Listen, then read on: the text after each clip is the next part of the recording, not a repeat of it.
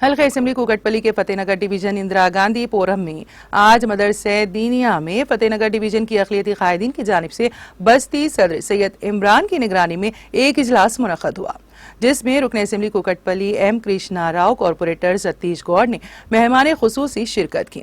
इस मौके पर रुकन असम्बली व BRS उम्मीदवार एम कृष्णा राव ने कांग्रेस और BJP को अपनी तनकीद का निशाना बनाया।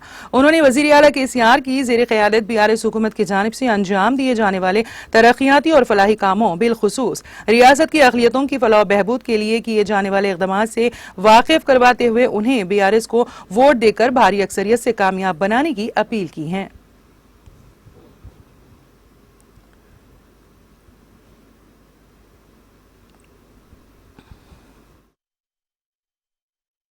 अस्सलाम वालेकुम।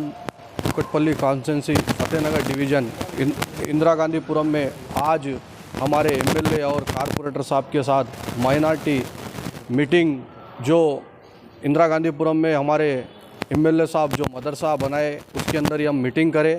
आप सबको मालूम होना चाहिए, आज से 9 साल पहले जो तेलंगाना की हालत थी, आज हालत क्या है आप लोग उसको देखते हुए ये आज 9 साल से कहाँ की थे, किधर की रह के हिंदू मुस्लिम कर लेते, एक सियासत जमात और एक तो ढूंढे तो भी यहाँ से हमारे मलकाजगिरी से MP जीत के आज तलक फतेहनगर डिवीज़न में जैसे कि लॉकडाउन था, लॉकडाउन में आज माइनॉरिटी के गली गली फिर के माइनॉरिटी को ढूंढ रहे। जब लॉकडाउन में माइनॉरिटी को दिल्ली का एक इशू हुए बाद में टोपी लगा के दाढ़ी रख के जो रह रहा था उसके घर पे जाके उसके घर को ब्लैक लिस्ट में डाल रहे थे। जब कहाँ थे, जब हमारे MLA साहब गली गली फिर के माइनॉरिटी हमारे को वोट डाले सोए और माइनॉरिटी हमारे लोग आए उनके पास कोई न जाना खबरदार बोल के जो MLA साहब फिरे हम उनको छोड़ के दूसरों को वोट डालने का ऐसा सवाल ही पैदा नहीं होता।